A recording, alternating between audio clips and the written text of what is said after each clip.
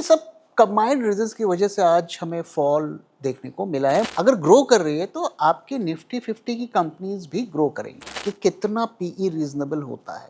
US की tech industry को harm करेंगे बुरी तरीके से। अब चाइना ये सब तो कर रहा है, लेकिन चाइना एक और चीज कर रहा है। अगर हम टीसीएस और एचसीएल के रिजल्ट्स को देखें, बबल अगर कहीं बन रहा है तो ऐसा लगता है। मैंने एग्जांपल आपको दिया, एनएससीएल स्कैम में हुआ है। आज से सेलिंग शुरू हुई है।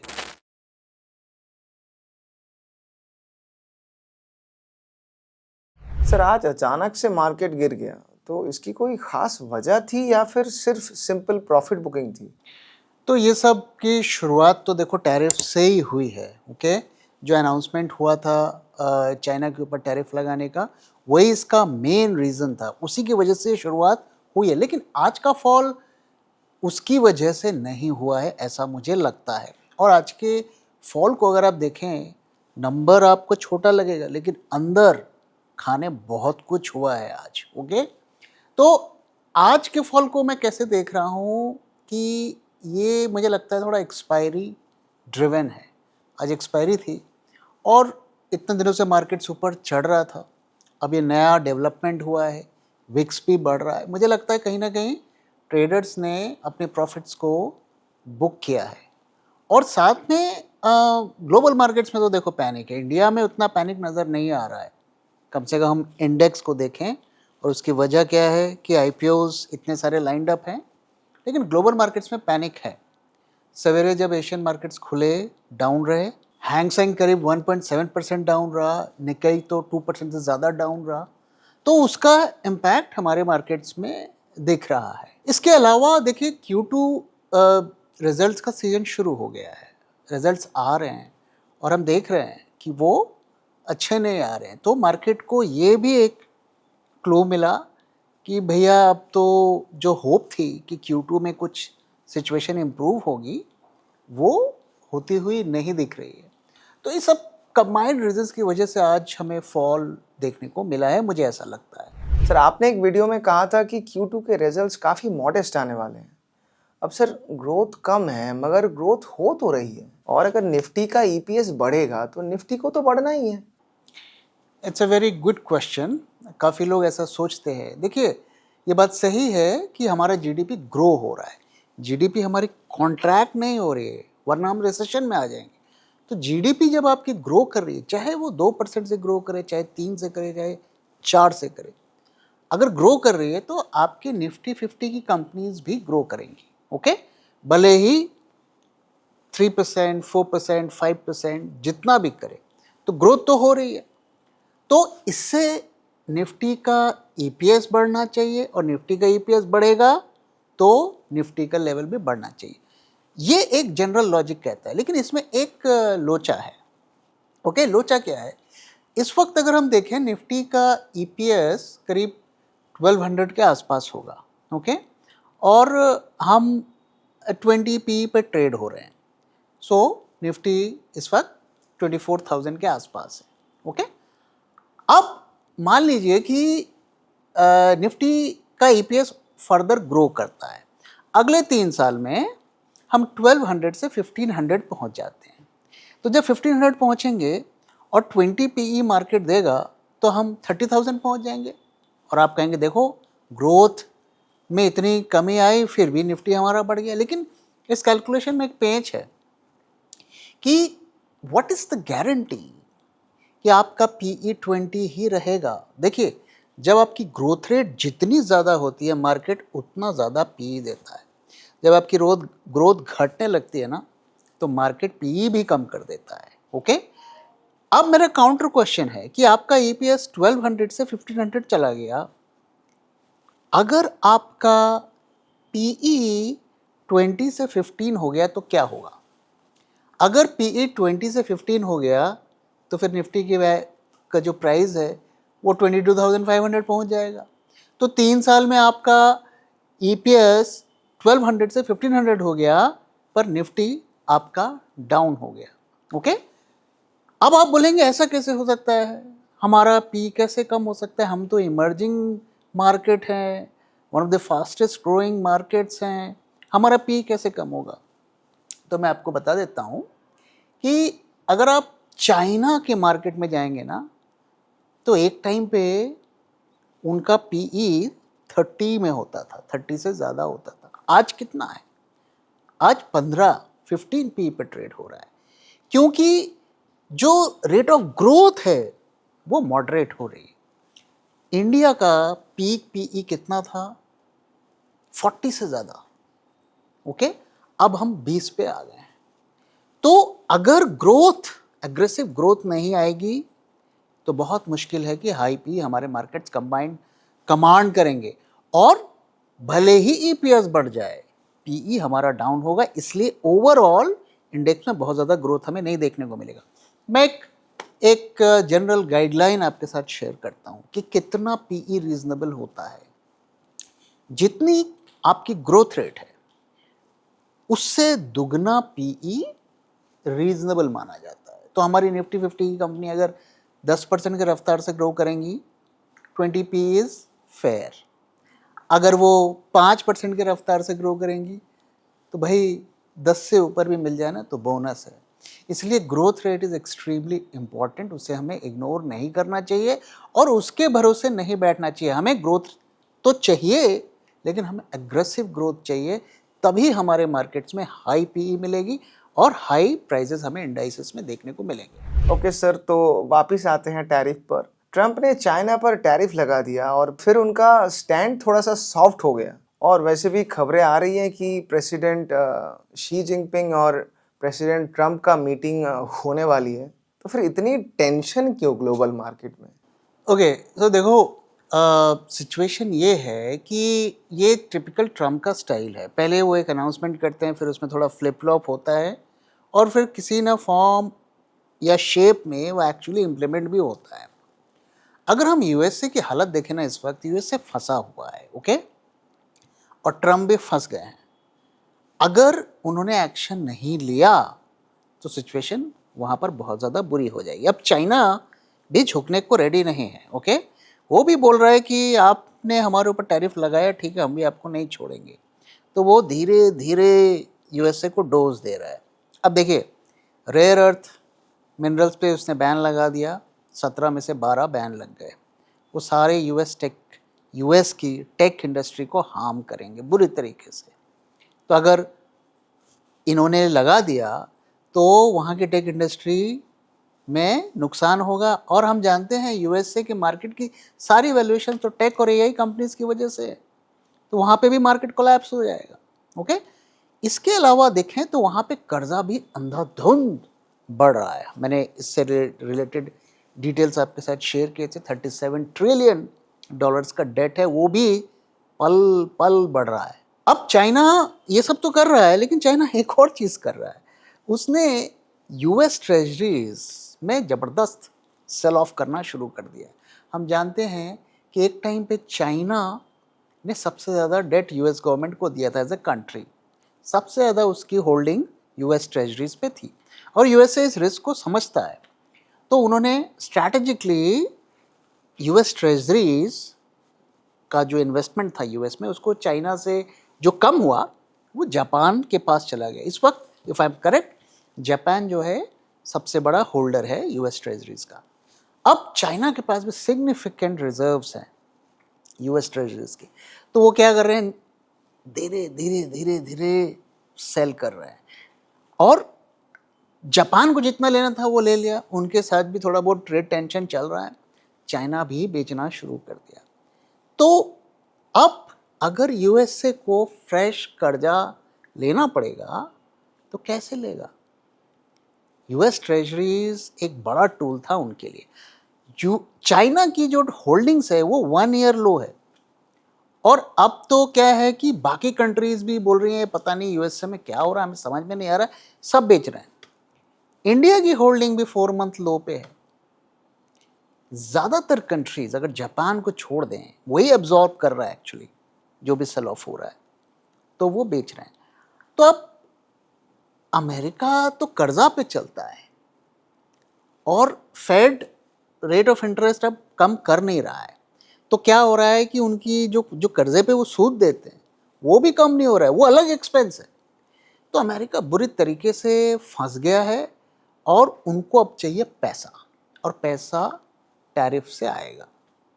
अब वो उनके देश के लोग देते हैं या कैसे भी हो, भाई उनके तिजोरी में पैसा उनको चाहिए, इसलिए वो बैक ऑफ नहीं करेंगे। अब उन्होंने बोल दिया है तो लगेगा हाँ 100% से घट के 50% होगा, ओके, लेकिन ये होगा। और इसी वजह से आप देखिए जो कंट्रीज यूएस ट्रेजरीज बेच रहे हैं वो सारा पैसा गोल्ड में शिफ्ट कर रहे हैं। इंडिया भी यूएस ट्रेजरीज बेच रहा है, गोल्ड खरीद रहा है। चाइना भी यूएस ट्रेजरीज बेच रहा है, गोल्ड खरीद रहा है। इस वजह से सबसे ज़्यादा गोल्ड में हमें रैली देखने को मिल रही है, और उसका इम्पैक्ट सिल्वर में भी अब होता हुआ दिख रहा है। तो अब जो ये चाइना के साथ उसका ट्रेड वॉर शुरू हो गया है ना, मुझे लगता है इसका अब जो साइड इफेक्ट है वो इंडिया में देखने को मिलेगा, क्योंकि अब अमेरिका और भी ज़्यादा फोर्स करेगा इंडिया को कि भाई आप हमसे माल खरीदो ताकि आपके देश का पैसा हमारे पास आ सके। ओके, तो अब इंडिया यूएस डील का कोई चांस है? मुझे लगता है ऐसा, मेरा अपना ओपिनियन है, मैं गलत हो सकता हूँ। मुझे ऐसा लगता है कि डील इज़ ऑलमोस्ट डन, हो गया है सब कुछ, और नवंबर का इंतज़ार है। नवंबर का इंतज़ार क्यों है आप सब जानते हैं। और मुझे क्यों लग रहा है कि डील हो गया है, क्योंकि जिस तरीके से दोनों के बीच में जो लव लेटर्स एक्सचेंज हो रहे हैं ट्विटर पे, तो वो एक इंडिकेशन है। और कई एक्सपर्ट्स लोग ने भी ऐसा कहा है जो इस मैटर को समझते हैं, उन्होंने भी कहा है कि डील थ्रू हो गई है और मोटा मोटा सब जगह पर एग्रीमेंट हो गया है। छोटी मोटी कुछ फॉर्मेलिटीज़ हैं और नवंबर के बाद होगा। और हमारे कॉमर्स मिनिस्टर ने कहा है कि नवंबर तक डील हो जाएगी, ओके। और अब देखना है कि किस फॉर्म शेप में होता है, लेकिन इट्स अ डन डील। अभी यूएस के लोग इंडिया में आए थे, अब इंडिया के लोग यूएस में जा रहे हैं, और कुछ गिव एंड टेक चल रहा है, लेकिन इट्स ऑलमोस्ट डन, मुझे ऐसा लगता है। सर, HCL टेक और TCS दोनों के रिजल्ट्स आए, यहाँ कुछ ग्रोथ अपॉर्चुनिटीज दिख रही है आपको? देखो, मैनेजमेंट कमेंट्री में कुछ ऑप्टिमिस्टिक नॉइसेस तो दिए गए हैं, रिजल्ट्स मोर और लेस एज एक्सपेक्टेड ही आ रहे हैं, कोई मेजर सरप्राइज नहीं है। ज़्यादातर कंपनीज, IT कंपनीज में हम देख रहे हैं कि अगर रेवेन्यू में ग्रोथ हो रहा है तो नेट प्रॉफिट में कॉम्प्रोमाइज़ हो रहा है, और अगर नेट प्रॉफिट बढ़ रहा है तो रेवेन्यू में ड्रॉप देखने को मिल रहा है। अगर हम TCS और HCL के रिजल्ट्स को देखें तो जो ग्रोथ फिगर्स हैं रेवेन्यू के, HCL के बेटर है, 10.7% के आसपास का हमें देखने को मिला है, जबकि TCS का 2.4% देखने को मिला है, ओके। ग्रोथ की बात कर रहा हूँ मैं, कितना पिछले क्वार्टर से ग्रोथ हुआ है। अगर हम नेट प्रॉफिट की बात करें तो TCS का 1.4% का ग्रोथ देखने को मिला है पिछले साल के सेम क्वार्टर से। HCL में ग्रोथ प्रॉफिट्स में नहीं है, इट्स ऑलमोस्ट फ्लैट, ओके। लेकिन दोनों में जो पॉजिटिव स्टोरी क्या है कि now they are talking about AI।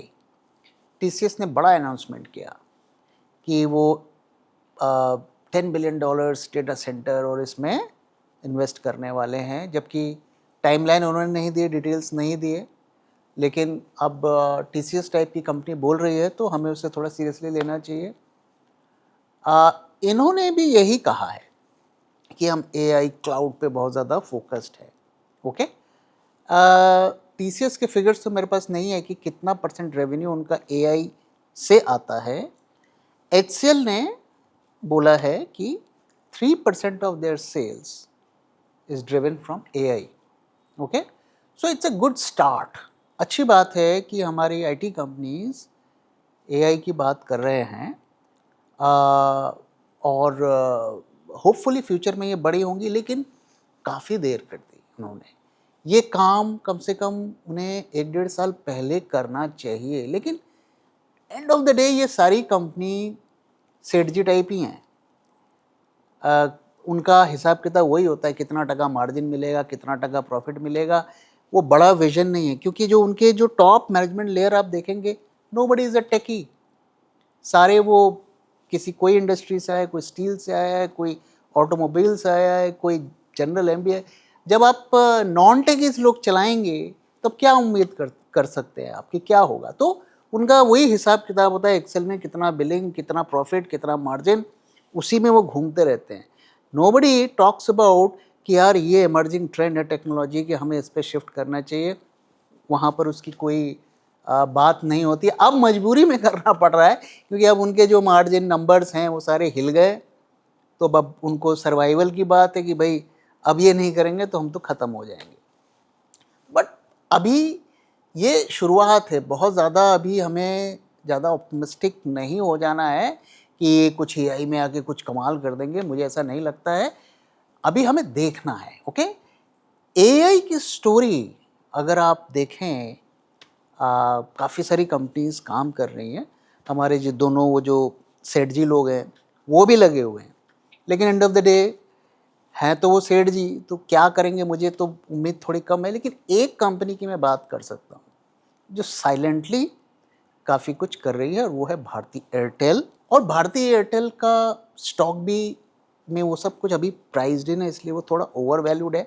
1900 से ऊपर ट्रेड हो रहा है, और इसकी फेयर वैल्यू हमारे जो वैल्यूएशन टूल्स है उसके हिसाब से 1700 के आसपास आती है। थोड़ा सा ओवर वैल्यूड है, लेकिन इस कंपनी से मुझे होप है कि भारती एयरटेल एआई में कुछ बड़ा करके दिखाएगी। मेरा ऐसा काफ़ी होप है इसके ऊपर। सर एक ऑडियंस का सवाल ले लेते हैं, टू दी पॉइंट जी पूछ रहे हैं कि can gold price also be manipulated? Good question. देखिए, गोल्ड प्राइस को मैनिपुलेट करना इतना आसान नहीं है, क्योंकि यहाँ कोई ऑपरेटर क्या ही काम करेगा जहाँ पे इतने बड़े बड़े सरकार गोल्ड खरीद रही है। ब्राज़ील खरीद रहा है, इंडिया खरीद रहा है, चाइना खरीद रहा है, हर कंट्री खरीद रहा है। तो वहाँ पे ऑपरेट कौन करेगा उनके सामने? और देखो, चाहे कुछ भी हो जाए, कोई भी कंट्री गोल्ड का प्राइस जब वो खरीदती है तो मैनिपुलेट करने के लिए, प्रॉफिट कमाने के लिए नहीं खरीदती। इसलिए मुझे लगता नहीं कि गोल्ड में मैनिपुलेशन है। हाँ, सिल्वर के बारे में देखो, मैं ऐसा नहीं कह सकता। इस वक्त बबल अगर कहीं बन रहा है तो ऐसा लगता है सिल्वर में ही बन रहा है। काफ़ी ट्रेडर्स वहाँ पे घुसे हुए हैं, स्पेकुलेटिव पोजीशंस बनी हुई हैं। चलो, ये तो कोई भी देखो मार्केट होता है तो थोड़ा बहुत देखो ये सब एक्टिविटी होती है। थोड़ा मैनेज कर लिया, थोड़ा इन्फ्लेट कर लिया, ऑपरेट कर लिया, वो कोई बड़ी बात नहीं है। मुझे डर इसका नहीं है, मुझे डर कुछ और है। क्या है वो डर, मैं आपके साथ शेयर करता हूँ, खास करके सिल्वर के लिए। कि जब भी आप इलेक्ट्रॉनिक फॉर्म में गोल्ड खरीदते हैं, ईटीएफ खरीदते हैं, या किसी भी इंस्ट्रूमेंट से खरीदते हैं, भाई आपने तो सिल्वर एक्चुअली खरीद के आप एज ए फिजिकली तो घर पे लाए नहीं, आपने किसी को पैसा दे दिया और आपके हिस्से का सिल्वर कहीं ना कहीं कोई गोदाम में पड़ा है, ये आप सोच रहे हैं। ओके, अब मुझे डर ये है कि कहीं ऐसा तो नहीं कि आपने सिल्वर खरीदा ही नहीं। अब इसकी पॉसिबिलिटी भी थोड़ी कम है। ये तो मतलब अगर इस तरीके की किसी को घपलेबाजी करनी हो तो फिर तो वो बड़े स्केल पर होगा कि जो आपका ऑडिटर है वो सब मिल जाएंगे, जब तभी होगा। इसके भी चांसेस बहुत कम हैं। हालांकि ऐसा एक बार हुआ है, अगर आपने NSEL स्कैम का नाम सुना है, इंडिया में ही हुआ है कि सारे उसके कॉन्ट्रैक्ट बेच दिए जब गोदाम में वो माल है ही नहीं। ये हुआ है। लेकिन इससे भी एक बड़ा स्कैम क्या ऐसा हो सकता है कि आपने सिल्वर भी खरीद लिया, गोदाम में भी रख लिया, लेकिन वो नकली सिल्वर है, या ऐसा सिल्वर है कि ऊपर की लेयर तो सिल्वर की है, अंदर में कचरा भरा हुआ है। क्या ऐसा हो सकता है? मुझे नहीं पता। क्या इसकी 0.001 पॉसिबिलिटी है? बिल्कुल है, इसको नकारा भी नहीं जा सकता। क्या पास्ट में ऐसा हुआ है? मैंने एग्जाम्पल आपको दिया, NSCL स्कैम में हुआ है। क्या इस बार भी होगा? भाई ये तो कोई नहीं कह सकता। लेकिन जब भी पब्लिक का पागलपन होता है किसी भी चीज़ के ऊपर, तभी इस तरीके की हरकत होती है। जब अंधाधुंध लोग खरीदने पर आ जाते हैं किसी भी चीज़ के ऊपर, आप देखेंगे तभी इस तरीके की घपलेबाजी और स्कैम होता है। तो इसका ज़्यादा डर है। अब थोड़ा बहुत प्राइस मैनिपुलेट कर लिया, इन्फ्लुएंस कर लिया, ऑपरेट कर लिया, वो तो चलो सीजनल होता है और वो आएगा चला भी जाएगा। लेकिन ये अगर हो गया कहीं पे, वो बहुत खतरनाक है। सर काफ़ी सारे सवाल आ रहे हैं रिगार्डिंग इन्वेस्ट फॉर अल्फा, और कुछ लोग ये भी बोल रहे हैं कि सर प्राइस क्या आप थोड़ा सा कम कर सकते हैं? देखिए, ये 2 दिन का सेशन है, इसमें आपको लाइव इंटरैक्टिव तरीके से हम सारी चीज़ें बताएंगे। ओके, क्या क्या हम बताएंगे वो वेबसाइट पे आप रेफ़र कर सकते हैं। इसके बाद जूम कॉल्स भी होंगी, उसमें आप अपने डाउट्स फर्दर क्लियर कर सकते हैं। आपको रिकॉर्डिंग भी मिलेगी। ओके, वैल्यूएशंस के कैलकुलेटर्स भी मिलेंगे, ट्रैकर्स भी मिलेंगे, इतना सब कुछ हम दे रहे हैं। तो मुझे नहीं लगता कि प्राइस हमने बहुत ज़्यादा रखा है। और अब तो हम डिस्काउंट्स भी, दिवाली का ऑफ़र भी चल रहा है, उसको भी अवेल कर सकते हैं। और देखिए, हम ज़्यादातर लोगों को हमने देखा है रिटेल में, वो कभी इधर से कुछ सुन के, कभी उधर से सुन के स्टॉक डाल लेते हैं पोर्टफोलियो में। 50, 60, 100 स्टॉक्स भर जाते हैं उनके, जो अच्छा लगा खरीद लिया। और क्या होता है इन रिजल्ट? थोड़ा टाइम प्रॉफिट दिखता है, फिर लॉसेस दिखने लगते हैं। हमारे पास पोर्टफोलियो आते हैं लोगों के, हम तो देखते हैं ना, 10-10, 15-15, 20-20 लाख रुपए का लॉस करके रखें। तो अगर आप कैसे हमें इन्वेस्टिंग करनी है, उसको एक सिस्टेमेटिकली अगर आप सीखें और उसको इस्तेमाल करें, तो जो इतना लॉस आपको हो रहा है, कम से कम उससे तो बच जाएगा ना। वो तो पैसा आपके जेब में बच जाएगा। तो मुझे नहीं लगता कि ये एक्सपेंसिव है, बहुत ही रीजनेबल प्राइस पे हम दे रहे हैं और काफ़ी मेहनत और रिसर्च से हमने ये कोर्स को डिज़ाइन किया है। अगर आपको इसमें इंटरेस्ट है और आपको कुछ और क्वेरीज हैं, तो feel free to reach out to us. Sir last but not the least, अगले कुछ दिनों में मार्केट कहाँ जाता हुआ दिख रहा है आपको? ओके, सो पिछले 2-3 दिनों से हमारा व्यू क्या था कि हमें लॉन्ग तो एग्जिट कर देना है और शॉर्ट्स अभी नहीं करने हैं, क्योंकि अभी हमारे इंडिकेटर शॉर्ट में नहीं गए। तो कल के दिन ज़्यादा गिरावट नहीं देखने को मिली, आज ठीक ठाक हमें फॉल देखने को मिला। ओके, आज ऐसा लगता है कि आज से सेलिंग शुरू हुई है। आप इंडेक्स पे मत जाइए, इंडेक्स तो बहुत छोटा आपको दिख रहा है, लेकिन अंदर का डेटा आप देखेंगे ना, वहाँ सही कहानी देखने को मिल रही है। एडवांस डिक्लाइन आप देखिए, इतना बुरा है, सिर्फ 800 के करीब स्टॉक्स ही अप हैं और उसके 3 गुना ज़्यादा स्टॉक्स डाउन हैं। ओके, सो अंदर में आपको दिखेगा कि स्टॉक्स 2-2, 3-3, 4-4, 5-5% डाउन रहे हैं। अगर हम डेटा को भी देखें ना, तो डेटा में हमें क्या देखने को मिल रहा है? आज पुट कॉल रेशियो में हेवी ड्रॉप देखने को मिला। 0.84 पर हम चले गए, जबकि 2 दिन पहले हम 1.33 पे थे। इसके अलावा आप देखिए विक्स, काफ़ी दिनों के बाद विक्स बढ़ता हुआ दिख रहा है, आईवीज भी बढ़ती हुई दिख रही हैं। जब से ये चाइना टैरिफ्स का अनाउंसमेंट हुआ है, तो विक्स बढ़ता हुआ दिख रहा है। और जो पिछले 2-3 दिनों से हम देख रहे थे कि ओआई एडिशंस नहीं हो रहा था, आज उसकी वापसी हुई है। 12,000 से ज़्यादा के कॉन्ट्रैक्ट्स ऐड हुए हैं। और अगर प्रीमियम को देखेंगे, हेवी ड्रॉप हुआ है, यानी कि शॉर्ट्स ऐड होने शुरू हो गए हैं। एफआईआई के शॉर्ट्स की पोजीशन में भी कोई बदलाव नहीं है। तो ओवरऑल हम जो डेटा देख रहे हैं, उसमें हमारा व्यू ये है कि मार्केट अब बेयरिश टेरिटरी पे चला गया है। क्या अभी शॉर्ट करना है? जी नहीं, अभी शॉर्ट नहीं करना है, क्योंकि इतना बेयरिश नहीं हुआ है कि हम शॉर्ट पोजीशंस ओपन कर सकें। इस वक्त मुझे लगता है कि हमें किसी भी तरीके की लॉन्ग पोजीशंस मार्केट में नहीं रखनी चाहिए। शॉर्ट के लिए मुझे लगता है थोड़ा और वेट करना चाहिए। वैसे भी आज तो एक्सपायरी का दिन था, तो अब कल हम देखते हैं कि फॉलोअप सेलिंग आती है या नहीं आती है। सो अभी भी वेट एंड वॉच है हमारा सलाह। अभी भी हमें शॉर्ट नहीं करना है, थोड़ा और वेट करना है।